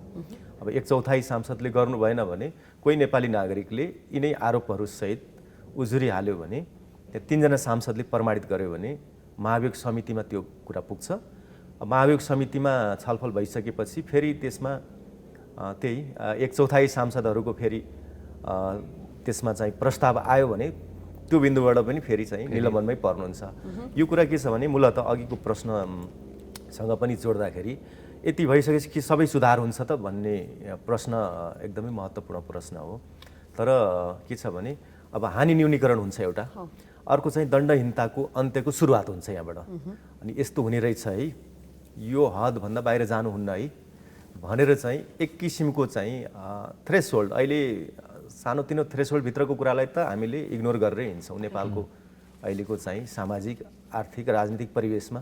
तर यो हदभन्दा माथि गएपछि चाहिँ छोड्दा रहन्छन् है, कानुनले छोड्दो रहन्छ है, अथवा पोलिटिसियनले पनि छोड्दा रहन्छन्, वकिलहरूले पनि छोड्दा रहन्छन्। वकिल हामीलाई पनि त आरोप छन् नि, तर त्यो हदभन्दा माथि गएपछि त हाम्रै आलोचना भइरहेछ तर हामीले पनि छोड्दा रहन्छौँ भन्ने कुरा एउटा चाहिँ नजिर बस्थ्यो भन्ने कुरा हो। मानौ जुन यो अहिले माग गरिराखेका छौँ प्रधान न्यायाधीशको राजीनामाको लागि, उहाँले राजीनामा दिनुभयो भने त्यसपछि चाहिँ अब को आउनुहुन्छ त नयाँ, यी कुराहरूको लागि रेडी अथवा प्रिपरेसन अथवा इनलाइन हुनुहुन्छ? र फेरि पनि अब त यत्रो भइसकेपछि त यहाँहरूको बार भनौँ, बेन्च भनौँ, सर्वोच्च अदालतमै पनि अब आउने मान्छेलाई चाहिँ हामीले कसरी ल्याउने भन्ने खालका केही, किनकि के एउटा भनाइ छ नि, बिरामी भइसकेपछि क्योर गर्नुभन्दा अगाडि नै गर्ने भनेको जस्तो यी कुराहरूमा हामीले आगामी दिनमा कसरी जाने भन्ने कुरामा हेरेका छौँ त? त्यो अवश्य पनि सामान्यतया वरिष्ठतम न्यायाधीशले नै हो यो पद पाउने र अब अर्को नियुक्ति नहुँदासम्म कायम प्रधान न्यायाधीश बन्ने पनि वरिष्ठतम न्यायाधीश नै हो। उहाँले लिनुभयो भने होइन, त्यो त उहाँले पनि त फेरि ग्रहण गर्ने कुरा आयो, एकपक्षीय कुरा हुँदैन नि। उहाँ लिनुभयो भने त्यो उहाँकै अधिकारको कुरा हो र त्यो एउटा जिम्मेदारीको कुरा पनि हो। मैले लिन्न, म गर्दैन भन्ने कुरा पनि हुँदैन, त्यो छ। अब व्यक्ति को भनेर हामी व्यक्ति प्रधान भयो भनेदेखि फेरि यो प्रदूषित हुन्छ। जो हुनुहुन्छ त्यहाँ उहाँको बारेमा त्यस्तो प्रश्नहरू उठेको छैन होइन। र चाहिँ यदि प्रश्न उठ्ने ठाउँ छ भने पनि अहिले हामी जति निर्ममपूर्वक छलफल गरिरहेछौँ, यो छलफलले त अब आउनेलाई पनि त यसले वार्निङ त दिइरहेछ नि। त्यस कारणले उहाँले आफ्नो एउटा रणनीतिक आफ्नो चाहिँ कार्ययोजनाहरू कसरी प्रस्तुत गर्नुहुन्छ, अब यदि आउँदै हुनुहुन्छ, आउने त्यस्तो उहाँको भित्र एउटा पलाइसक्यो भने पनि म कतै हुन्छु कि क्या हो भन्ने भइहाल्यो भने पनि अब उहाँले एउटा भिजन त बनाइराख्नु पर्यो नि त। र त्यो भिजनले अहिलेका यी समस्याहरूलाई कम्तीमा पनि यसलाई बढ्न दिनु भएन तत्काल, त्यसपछि त घटाउँदै लग्नु पर्यो। अब यही घटनासँग सामान्य अरू असहज घटनाहरू पनि मिडियामा आए, मिडियाबाजीको कुराहरू आयो, यति सजिलैसँग मिडियाले पनि न्यायालयको टिका टिप्पणी गर्ने भन्ने कुरा पनि आयो। यो सबै परिस्थितिलाई हामीले हेर्दैखेरि अब प्रश्न त खालि प्रधान न्यायाधीशको बारेमा मात्रै छैन, न्यायपालिकाको समग्र रूपमा वकालत पेसामा लागेका अरू न्यायाधीशहरूमा पनि चाहिँ यो पुरानो एउटा इन्कल्केटेड एउटा चाहिँ यो सिन्ड्रोम हो भन्ने कुरा पनि यो धेरै पहिलेदेखि आइरहेको छ। सो ओभरअल रिफर्मको पनि यहाँहरूले बारले चाहिँ यसको केही कार्यपत्रहरू बनाएको छ। अब यो च्यालेन्जलाई पनि हामीले कसरी हेर्ने, अलिकति फ्युचरिस्टिक भएर सोच्दाखेरि त्यो छ। त्यहाँ पनि शुद्धिकरण अभियानहरू चलिरहेका छन् अहिले, बारभित्र पनि बार बाहिरबाट पनि। अहिले त पूर्व न्यायाधीशहरूको पनि सबैभन्दा स्पष्ट चाहिँ त पूर्व न्यायाधीशहरूको, पूर्व प्रधान न्यायाधीशहरूको आइरहेछ।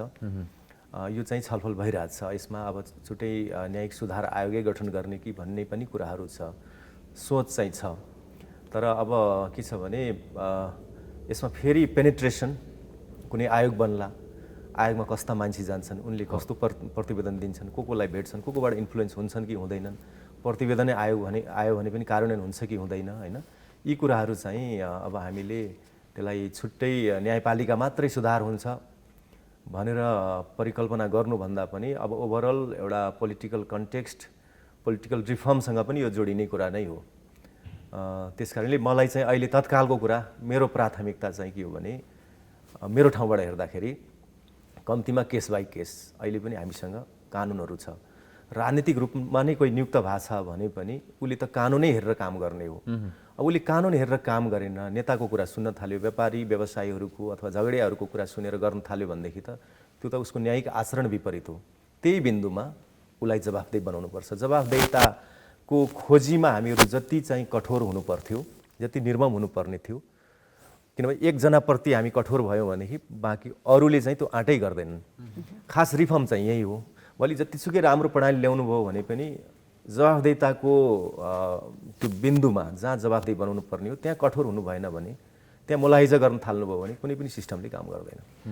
ओम प्रकाशजी, कुराकानी गर्दा गर्दै हाम्रो जाने बेला भइसकेको छ, तर जानुभन्दा अगाडि अहिले यो एउटा व्यथिति जुन छ यसलाई बुदागत रूपमा यहाँले भन्नु पर्यो, बुदागत रूपमा यी चिज भए भने चाहिँ न्यायपालिका अलिकति सहज, अलिकति राम्रो र हामीले विश्वास गर्न लायक हुन्छ भन्ने त्यस्ता बुदाहरू केही छन् भने प्लिज। बुदागतै त म ठ्याक्कै त्यस्तो अहिले मैले मसँग एउटा कम्प्लिट एउटा न्यारेटिभ त छैन। तर अब मुख्य कुरा मैले जवाफदेहितालाई जोड दिन्छु। अरूले चाहिँ पद्धतिलाई भन्नुहुन्छ, मैले चाहिँ जवाफदेता मैले खोजेकै जवाफदेता हो विगतदेखि नै। चाहे मैले लोकमान सिंह कार्कीसँगको कुरा होस् अथवा हाम्रो गोपाल पराजुली श्रीमान पनि बिचमा जानुभयो, उहाँको पनि केही ट्र्याक रेकर्डका कुराहरू थियो, जवाफदेता नै खोजेको उहाँसँग पनि। खिलराज रेग्मीको पालामा पनि त्यही नै कुरा हो, त्यतिखेर पनि हामीले जवाफदेतालाई केन्द्रमा राखेको र सँगसँगै पद्धतिको कुरा पनि।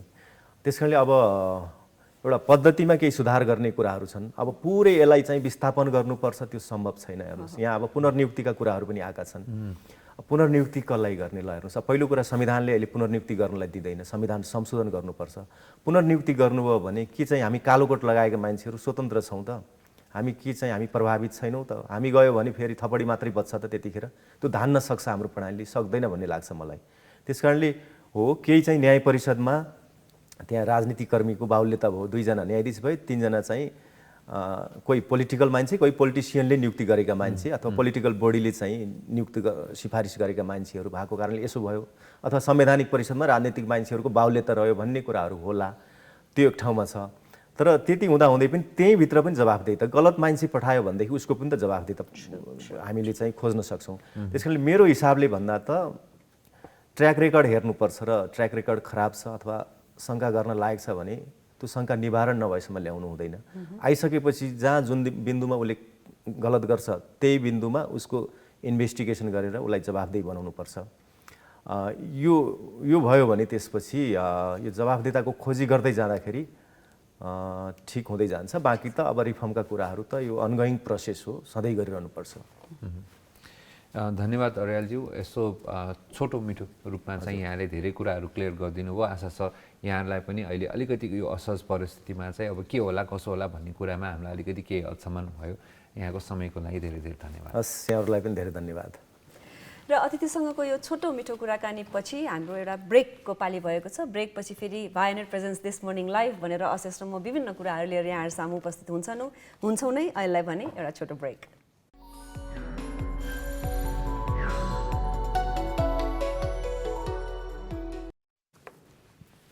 ब्रेकपछि स्वागत छ फेरि पनि वायनेट प्रेजेन्स दिस मर्निङ लाइभमा। र सरिता, बिहान हाम्रो अतिथिसँग अहिले एटलिस्ट हामी पनि अलिकति क्लियर भयौँ, किनभने अहिले ठुलो कन्फ्युजन भइरहेछ।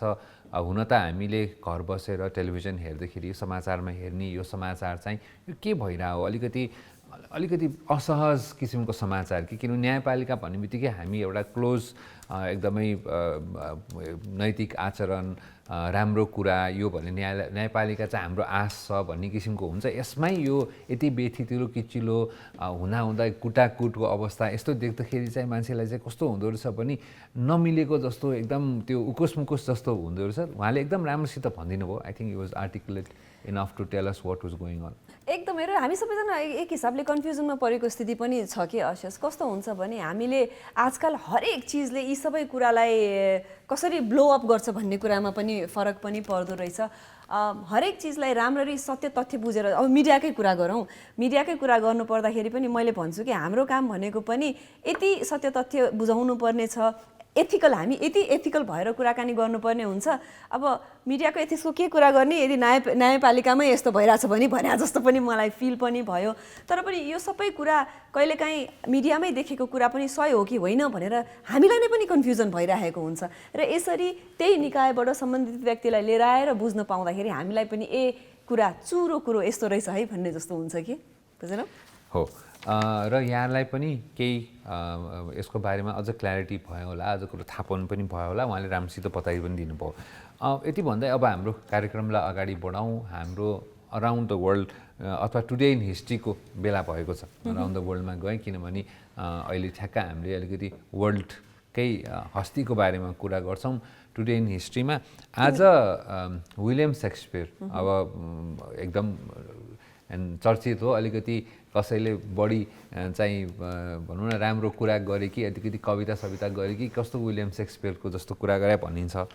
उहाँको टेम्पेस्ट भन्ने जुन उहाँको प्ले छ त्यो चाहिँ फर्स्ट टाइम 1611मा चाहिँ पर्फर्म भएको छ। सरिता, त्यो तिमीले भनि नै हाल्यौ। म अराउन्ड द वर्ल्ड गएँ सरिता भन्यौ तिमीले। मलाई त्यो भन्दैखेरि साँच्चीकै उहाँको भनाइ पनि याद आयो कि यो वर्ल्ड चाहिँ एउटा स्टेज हो र हामी त एउटा मेयर क्यारेक्टर्सहरू मात्रै हौँ। अब उहाँ त एकदमै प्रख्यात ड्रामा लेख्ने ड्रामा गर्ने मान्छे, ड्रामाटिस्ट, अनि यो याद पनि भयो। र अहिले यी सबै परिप्रेक्ष्यहरू हेर्दाखेरि जुन हिसाबले महामारीले छोयो, यो सबै गर्दा साँच्चीकै यो वर्ल्ड स्टेजै हो र हामी त एउटा पात्र मात्रै हौँ भन्ने खालको भान पनि भयो। उहाँ अनि तिमीले अघि जुन टेम्पेस्ट चाहिँ पर्फर्म भएको थियो आजको दिन भनेर भन्यौ, यो चाहिँ रोयल कोर्टमा ब्याङ्क्वेट हाउस व्हाइट हल प्यालेस लन्डनमा त्यतिखेर यो देखाइएको थियो।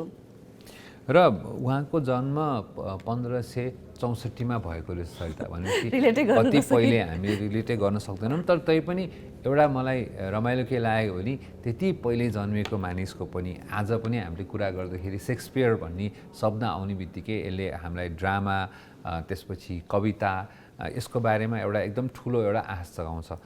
र फेरि सेक्सपियर एउटा यस्तो एउटा लेखक हुन् जसले चाहिँ हामीले स्कुल कलेजदेखि नै उहाँको बारेमा उहाँले लेखेको ड्रामाहरू, उहाँले लेखेको किताबहरू पढिरहनुपर्छ। र कथामै पनि उहाँले एउटा सेक्सपियरियन मोडल भनिन्छ, त्यो सेक्सपियरियन मोडल ल्याउने जुन चाहिँ अहिलेको हाम्रो धेरैलाई थाहा छैन होला, अहिलेको फिल्मको स्क्रिप्टी घरमा अहिलेको कथा लेख्ने त्यो कथा बनाउने शैलीमा पनि सेक्सपियरियन मोडलको चाहिँ ठुलो हात छ। अलिकति एक्साइटिङ किसिमको हुन्छ नि, त्यो क्लाइमेक्स ल्याउने, रेजोल्युसन ल्याउने कुरा चाहिँ त्यो सेक्सपियरियन मोडलबाटै जन्मेका हुन् एकदमै।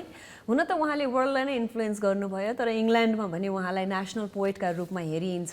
जसले भनि नै पनि हाल्यो कविता, ड्रामा, प्ले राइट सबै लेख्नुहुने उहाँ।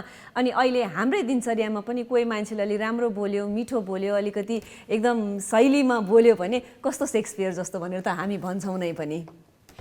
यसै सँगसँगै अब राम्रो भन्ने शब्दलाई चाहिँ अलिकति जस्टिफाई गर्ने अर्का एकजना व्यक्तित्व हुनुहुन्छ। उहाँ चाहिँ ऐश्वर्या राई, होइन, मिसेस ऐश्वर्या राई बच्चन भनेर यहाँ लेखेको छ उहाँको पुरा नाम अहिले। र उहाँको चाहिँ आजको दिन उहाँ जन्मिन भएको रहेछ।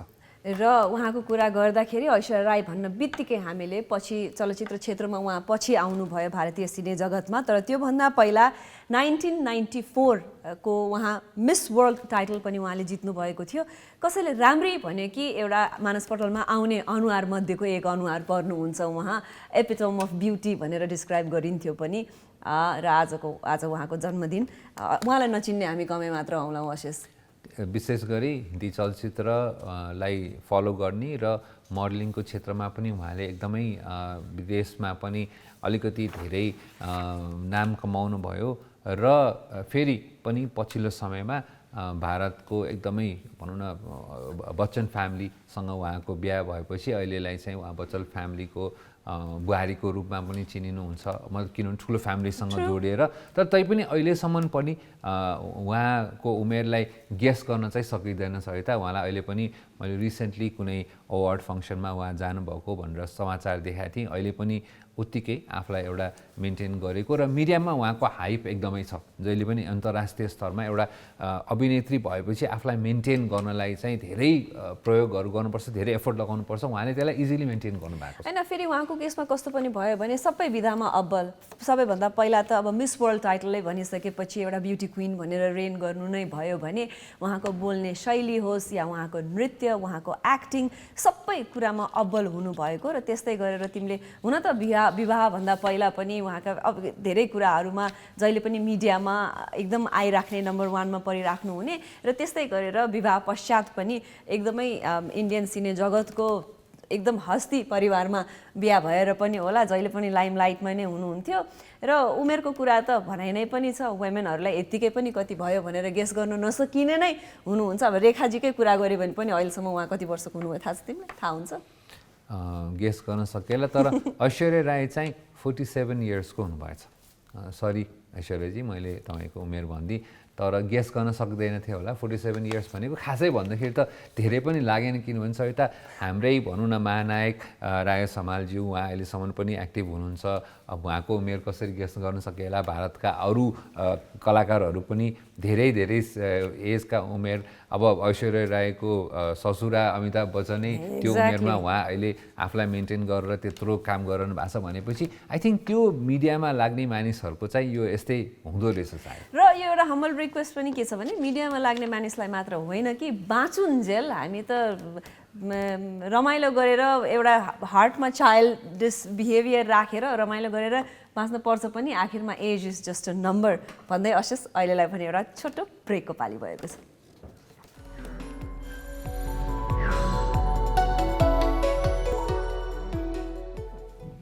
ब्रेकपछि यहाँलाई स्वागत छ वायनेट प्रेजेन्स दिस मर्निङ लाइभमा। हामी बिहान 6:30 बजेदेखि नै यहाँहरूको टेलिभिजन स्क्रिनमा आउँछौँ लाइभ एभ्री डे ग्यालेक्सी टेलिभिजनमा, र हाम्रो कार्यक्रम त 5 बजेदेखि नै 10 बजीसम्म ग्यालेक्सी दिस मर्निङ यहाँहरूले एभ्री डे ग्यालेक्सी टेलिभिजनमा हेर्न सक्नुहुन्छ। हामीले धेरै कुराहरू गऱ्यौँ सहित आज गेस्ट पनि कति रमाइलो ल्यायौँ, तर आजको यसो घुमिफिरिकन हाम्रो स्पोर्ट्समा आएर रोक्यो कुरा। एकदमै तिमीले बिहानदेखि भन्यौ हाम्रो कार्यक्रम 6:30 बजेदेखि सुरु हुन्छ भनेर, तर यो स्पोर्ट्सको कुरा चाहिँ बिहानै 6 बजेदेखि ग्रिन रुमदेखि सुरु भइरहेको थियो। यो टिमले यस्तो गर्यो, यो टिम यस्तो भयो, हाम्रो एउटा प्रिडिक्सन र कमेन्ट्री चाहिँ ग्रिन रुममै पनि भइरहेको हुन्छ बिहाइन्ड द सिन क्रुहरूसँग। तिमी एकदमै एक्साइटेड भएर बिहान भनिरहेको थियो, फेरि एकचोटि अपडेट सुनौँ न त के भयो हिजोको खेलमा? होइन, अपडेट चाहिँ के भने म दुइटै टिमलाई फलो गरेर नै रहा हो। अब हिजो चाहिँ मैले समीरलाई हुन त समीरले मलाई सोधेको थियो न्युजिल्यान्ड र भारतको बिचमा खेलमा चाहिँ कसले जित्छ भन्दाखेरि मैले चाहिँ यसो भारतले जितोस् किनभने पहिलो गेम असाध्यै नराम्रोसित हारेको भएर भनिदिएको थिएँ। तर भारत हिजो दुईवटा गेम भएको थियो, अफगानिस्तान र नामिबिया, जसलाई चाहिँ अफगानिस्तानले जित्यो। अफगानिस्तानले राम्रै खेलिरहेछ आफ्नो ग्रुपमा भनी भारत र न्युजिल्यान्डमा पनि फेरि पनि भारत चाहिँ यसलाई नराम्रै हार भन्नुपर्छ, फेरि 8 विकेटले हार्यो भारत। होइन यस्तो छ, भारत जस्तो स्ट्रङ टिमलाई यसरी लगातार निरन्तर रूपमा गेम हार्ने भनेको नराम्रो हारै हो। हुन त हार भनेको कहिले पनि राम्रो हुन्छ जस्तो मलाई लाग्दैन। अशेष आज राति 7:45 इङ्ल्यान्ड र श्रीलङ्का बीच प्रतिस्पर्धा हुँदैछ। तिमीलाई यो दुईटा टोलीमा कसले जित्छ जस्तो लाग्छ प्रेडिक्सन? यो त सोच्दै नसोचिकन इङ्ल्यान्ड, किनभने दुईटा टोली दुईटा ग्रुपमा चाहिँ एकदमै राम्रो खेलिरहेछन्। एउटा उताबाट इङ्ल्यान्डको ग्रुप स्टेजबाट पनि यताबाट पाकिस्तान हो होइन। यी दुईटै टोलीले अहिलेसम्म एउटा पनि म्याचहरू हारेका छैनन्, राम्रो खेल भइरहेछ। हिजो अस्ति भर्खरै इङ्ल्यान्डले अस्ट्रेलियालाई पनि हरायो, सो त्यसले गर्दाखेरि इङ्ल्यान्ड त क्लियर फेभरेट हो। आज एउटा मात्रै गेम रहेछ इङ्ल्यान्ड र श्रीलङ्काको, 7:45 बजे सुरु हुन्छ यो खेल। र अब विशेष गरी बुधबारसम्ममा चाहिँ अब ग्रुपको पनि क्ल्यारिफाई हुन्छ। भारतलाई विशेष गरी गाह्रो भयो सहित, किनभने हिजो जित्नै पर्ने गेम थियो, भारतलाई हार्यो। र भारत कुनै पनि प्रतियोगिताको सेमिफाइनलमा अथवा फाइनलमा नपुग्नुको मतलब के हो भने त्यो गेम चाहिँ अटोमेटिकली एउटा क्राइसिस मोडमा गइहाल्छ। मलाई आयोजकहरूको पनि चिन्ता लागिरहेको छ। ट्रु होइन, त्यो हामीले फेरि सानोतिनो टिम इमर्जिङ टिम भएको भए अर्कै कुरा हुन्थ्यो। क्रिकेटमा इन्डिया जस्तो टिमले चाहिँ हामी सबैजना सोच्न एउटा बाध्य पनि भएका छौँ। र फेरि पनि यो प्रतियोगिता कार्तिक 28सम्म जारी रहनेछ। त्यस्तै गरेर विजेताले $16 लाख पाउनुहुनेछ भने उपविजेताले $8 लाख पाउनुहुनेछ। र यो हारको कुरा गरिराख्दाखेरि अशेष अब नेपाली अन्डर 23 फुटबल गेमको कुरा गरौँ, हारकै कुरा गर्नुपर्दा निरन्तर हार बिहोरेको नेपाली टोलीलाई झन् कस्तो भएको होला? त्यही त, यो अन्डर 23 जुन खेलहरू अहिले भइरहेछ, एएफसीको टुर्नामेन्ट भइरहेछ, यसमा चाहिँ नेपालले लगातार तेस्रो हार बेहोर्न परेको छ। लेबननसँग 4 गोलको अन्तरले, फराकिलो अन्तरले नेपालले हार बेहोरेको छ। र यो चाहिँ नेपालको लागि एउटा भनौँ न एउटा सिक्ने अनुभवको रूपमा हेर्नुपर्छ जस्तो लाग्छ। हुन त गोल धेरै खायौँ हामीले, 4 गोल 6 गोल 4 गोल गर्दा 14 गोल जम्मा भइसकेको छ। तर यस्तो छ, अब नलडिकन साइकल सिक्दैन भने जस्तै गरी गोल नखाइकन गोल सायद फुटबल सिकिँदैन पनि होला। अनि तर कम्पिटिसनमा म कहाँ रहेछु त भन्ने खालको हुन्छ। मैले अलिकति प्र्याक्टिस गर्नुपर्ने छ। जस्तै 14 को विरुद्ध 0 गोल हो नि त, 1 गोल पनि नेपालले आफूले हान्नु पनि सकेन। सो फेरि पनि पार्टिसिपेसन गरेको राम्रो भन्ने सिचुएसनमा छौँ जस्तो लाग्छ कि मलाई अहिलेको खण्डमा चाहिँ। हो, अब तर यो यस्तो छ, पहिले के छ भने अब अन्डर 23 अलिकति नेग्लेक्टेड सेगमेन्ट पनि मलाई लाग्छ, किनभने अब धेरै जस्तो हुन त यतापट्टि व्यावसायिक लिगहरूमा पनि खेलाडीहरू बढी चासो देखाउन थालेका छन्। अन्डर 19 अन्डर 18 को टुर्नामेन्ट्सहरू पनि अर्को किसिमको फर्मेटमा छ। त्यसले गर्दाखेरि यो चाहिँ विशेष गरी अनुभव बटुल्ने नै हो। तर हामीलाई अलिकति चिन्ता लिनुपर्ने कुरा के भने यही खेलाडीहरू भोलि गएर राष्ट्रिय खेलाडी टोलीमा आउने भएको भएर चाहिँ अनुभव राम्रो छ, तर तैपनि जित चाहिँ हासिल गर्न पाएनौँ। तर तैपनि फेरि यहाँहरूलाई कोसिस गर्नुभएकोमा शुभकामना नै भन्नु पर्ला नेपाललाई। एकदमै आशिष। र अब अलिकति प्रसङ्ग बदलौँ। कहिलेकाहीँ कस्तो हुन्छ भने कोही मान्छे इन्भेन्ट केही कुरा गरिराख्नु भएको छ अथवा यहाँसँग अलिकति लिडरसिप क्वालिटी छ भने सबैजनासँग सोधेर बुझेर गर्नुभन्दा पनि अलिकति भिजनरी भएर यस्तो चिज गऱ्यो भने चाहिँ यसले निकट भविष्यमा सबैलाई फाइदा हुन्छ भन्ने चिजको एउटा लिडरसिप चाहिँ लिन जरुरी छ। किनकि कहिलेकाहीँ हामीले यदि बुझ्यौँ भने हामीलाई चेन्जेस एक्सेप्ट गर्न र एडाप्ट गर्न एकदमै गाह्रो हुन्छ आशिष। हामीले जहिले पनि सजेसनहरू दिँदाखेरि आफूलाई सहज हुने कुराको सजेसन दिन्छौँ रे। मैले यत्रो भूमिका बाँध्नुको पछाडि आजको कोट मलाई एकदम राम्रो पनि लागेको थियो। तिमी एकचोटि सुनाइदिन्छौ हामी सबैजनाको लागि? हुन्छ, आजको कोट म सुनाउँछु किनभने मैले एकदम फलो गर्ने मान्छेहरू मध्येमा यस्तो इन्ट्रेस्टिङ लाग्ने मान्छे हेनरी फोर्ड पनि हो। एकजना व्यक्ति जसले चाहिँ विश्वलाई नै बदल्ने आँट गरे। फोर्ड भन्ने बित्तिकै हामी के सम्झिन्छौँ? गाडी। र अमेरिकामा फोर्ड गाडी नभइदिएको भए अहिले अमेरिकाको के अवस्था हुन्थ्यो भन्ने कुरा पनि अमेरिकामा बस्ने मान्छे, अमेरिकामा गएर आएका मान्छे, अमेरिकाको वरिपरि भएका मान्छेले पनि बुझ्नुपर्छ। उहाँले भन्नुभएको रहेछ, if I had asked people what they wanted they would have said faster horses भनेर भन्नुभएको छ। सो उहाँ चाहिँ अब गाडी कमर्सियली एसेम्ब्ली गर्ने भनौँ न अटोमोबाइलका त यति धेरै महान भनौँ न एउटा मानिसको रूपमा लिन सकिन्छ हेनरी फोर्डलाई। सो उहाँले भन्नुभएको छ कि मैले मानिसहरूलाई मात्रै सोधेको भए त मलाई चाहिँ यो अलिकति छिटो दौडिने घोडा चाहिन्छ भन्नुहुन्थ्यो होला, तर आई गेभ देम अटोमोबाइल। एकदमै सही र मैले फिल गरेको आफूले पनि फिल गर्न सकिने कुरा चाहिँ हो कि किनकि हामीले जे गरिरहेछौँ त्यसैको अलिकति राम्रो भर्जन मात्र हेर्छौँ हामी, आउटसाइड द बक्स त तुरुन्तै सोच्दैनौँ पनि। अनि एकदम समय सान्दर्भिक लाग्यो कि मलाई उहाँको कोटेसन। र त्यसैले गर्दाखेरि हामीलाई पनि थाहा छ गाडीहरूलाई पनि हर्स पावरमा पहिले दाँचिने गर्थ्यो, किनभने पहिले गाडीलाई तान्ने घोडाले तानिन्थ्यो। त्यति बेलाको सबभन्दा फास्टेस्ट एनिमल हर्स नै भनेर मानिन्थ्यो, मतलब जो तान्न मिल्ने, अरू एनिमललाई त राख्न मिलेन क्यारेजको अगाडिपट्टि। अब लायन चिताले तान्न मिलेन, नत्र भने त फास्ट त ज्यागुआर हैन। त्यसले गर्दाखेरि उहाँले भनेको यो प्रसङ्ग पनि हामीले आफ्नो काममा पनि कसरी जोड्न सकिन्छौँ भने हो हामीले अरूसँग चाहिँ सल्लाह सुझाव लिनुपर्छ, तर गर्नलाई चाहिँ आफ्नो पनि एउटा बौद्धिकता प्रयोग गर्न पर्यो, आफूले पढ्नु पर्यो, आफूले लेख्न पर्यो र आफ्नो विचारमा क्लियर भएपछि चाहिँ त्यसैमा अगाडि बढ्नु पर्यो, त्यसैमा अडिक पनि हुनु पर्यो। धेरै सोध्यो भने इट कजेस कन्फ्युजन। हैन, सोध्ने हो, सजेसन लिने हो, अरूको डिसिजन गर्ने चाहिँ आफ्नो हो आशिष हैन। नत्र उहाँले त्यही त भन्नुभयो नि, सजेसन लिएको भए कहिले पनि यस्तो हुँदैन थियो होला, किनकि त्यो बेलाको लागि मोटर गाडीको लागि कोही पनि प्रिपेयर्ड भएको पनि थिएन। त्यसैले आजको लागि त एकदम एउटा आफ्नो मोटिभेसनल कोट जस्तो पनि लाग्यो, सबैको कुरा सुन्ने, मनन गर्ने, तर डिसिजन चाहिँ आफूले गर्ने। हुन त सबैजना फेरि एकदमै भिजनरी र सबैजनासँग लिडरसिप क्वालिटी पनि हुँदैन, तर जोसँग लिडरसिप क्वालिटी छ उहाँहरूले गर्नुपर्ने चाहिँ यो हो।